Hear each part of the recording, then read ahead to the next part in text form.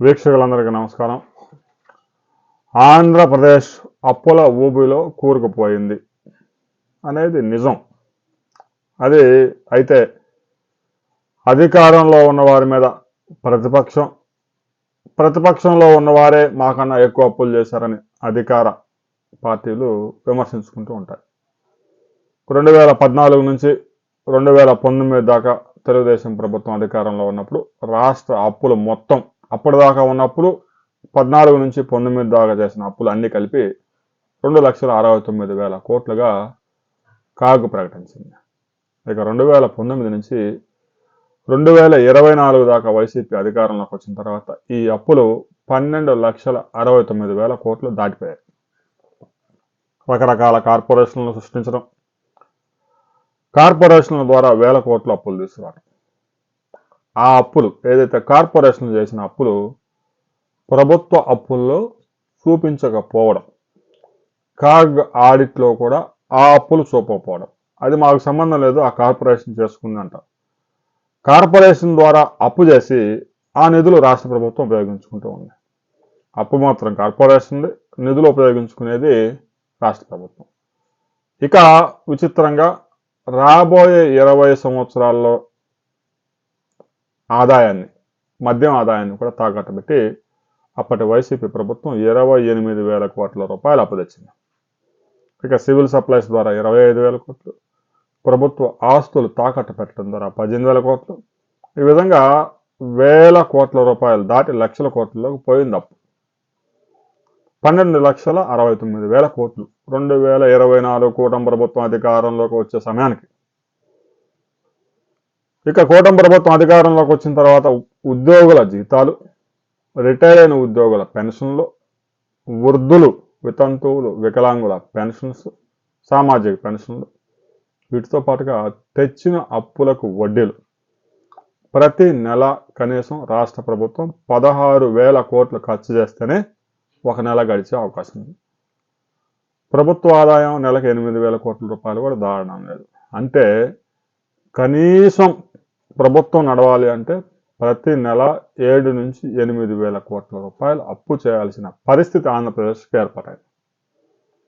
ఇక వైసీపీ అధికారంలో ఉన్నప్పుడు దొరికిన చోటల్లా ఎంత వడ్డైనా పర్వాలేదు, ఎందుకంటే మోసేది మనం కాదు. వచ్చేవాడు ఒకవేళ పొరపాటున మేము కనుక అధికారంలోకి రాకపోతే ఆ వచ్చేవాడు వడ్డీలు చెల్లించలేకనే నానా బాధలు పడాలి అన్నట్టుగా అప్పులు చేశారు. 12% వడ్డీకి కూడా ప్రభుత్వం వడ్డీలకి అప్పులు తీసుకొచ్చింది. ప్రభుత్వానికి సహజంగా అందరికంటే తక్కువగా బ్యాంకులు వడ్డీకి ఇస్తాయి, ఎందుకంటే 1,000 కోట్లు ఒకేసారి తీసుకుంటే ప్రభుత్వం దగ్గర ఉంటుంది కాబట్టి గ్యారంటీ ఉంటుంది. అవన్నీ వదిలేసి పలు సంస్థల దగ్గర 12%, 8%, 9%, 10%, 11% కూడా వడ్డీలు ఇచ్చారు.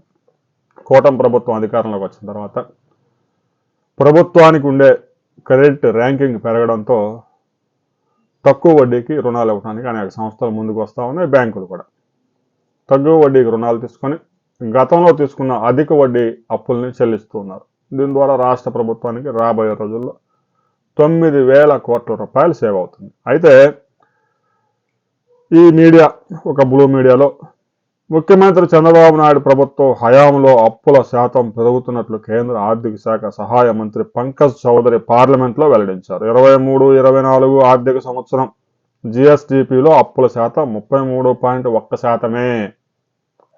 చాలా తక్కువట, 33.1% జిఎస్డిపిలో 23-24లో. అది 24-25లో అంటే కూటమి ప్రభుత్వం అధికారంలోకి వచ్చిన తర్వాత 34.3% పెరిగింది. ఎంత దారుణంగా పెరిగింది, 1% పెరిగింది అనేది బ్లూ మీడియానే చెప్తా ఉంది.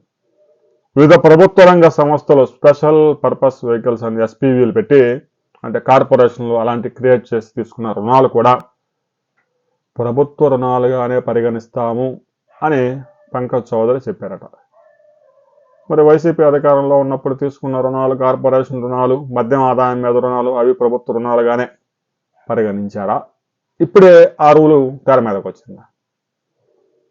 ఎందుకంటే కార్పొరేషన్లో రుణాలు తీసుకున్న ఆ వడ్డీలు ప్రభుత్వమే చెల్లిస్తుంది కాబట్టి ఆ అప్పులన్నీ రాష్ట్ర ప్రభుత్వానికి చెందిన అప్పులుగా పరిగణించి జిఎస్డిపిలో చూపిస్తాము పర్సంటేజ్ అని చెప్పేసి పంకజ్ చౌదరి చెప్పారు. ఓకే, వైసీపీ కాలంలో కార్పొరేషన్లని ప్రభుత్వ ఆస్తులు తాకట్టు పెట్టి, మద్యం ఆదాయాలను తాకట్టు పెట్టి, చివరికి రోడ్లకు కూడా టోల్గేట్లు పెట్టి ఆదాయాన్ని పెంచే మార్గాలు, అప్పులు చేశారు. తాజాగా ఆంధ్రప్రదేశ్ ప్రభుత్వం కూడా అప్పులు చేయడం తప్ప వేరే దారి గత్యంతరం లేదు. మీరు చేసిన అప్పులకే సంవత్సరానికి నెలకి 8,000 కోట్ల రూపాయల వడ్డీ, సంవత్సరానికి దాదాపుగా 96,000 కోట్లు వడ్డీలే చెల్లిస్తా ఉంది. ఏ ప్రభుత్వం ఉన్న అధికారంలోకి వచ్చినట్టు వడ్డీలు కట్టాల్సిందే, వడ్డీలు చెల్లించాల్సిందే. ఇక ప్రభుత్వం నడవడానికి అప్పులు చేయాల్సిందే. 5 సంవత్సరాల జగన్మోహన్ రెడ్డి పాలనలో చేసిన అప్పుల కన్నా 18 నెలల్లో కూటమి ప్రభుత్వం అధికారంలోకి వచ్చిన తర్వాత ఎక్కువ అప్పులు చేశారట. అంటే ఒక ప్రభుత్వం 5 సంవత్సరాల్లో ఇచ్చే అప్పులు ఏ బ్యాంకులైనా, ఏ ఫైనాన్స్ సంస్థలైనా 18 నెలల్లోనే ఆ రాష్ట్ర ప్రభుత్వానికి ఇస్తాయా అనే కామన్ సెన్స్ ఉపయోగించండి. ఒకేసారి రాష్ట్ర ప్రభుత్వం ఒక 2 లక్షల కోట్ల అప్పులు కావాలంటే వాళ్ళని ఇస్తాడా? ఇయ్యరు. ప్రతి నెల ఆర్బీఐ ఒక అవకాశం కల్పిస్తూ ఉంది. అక్కడ ఆ రాష్ట్ర ప్రభుత్వానికి ఒక 3,000 కోట్లు, 2,000 కోట్ల అప్పు కొడుతుంది.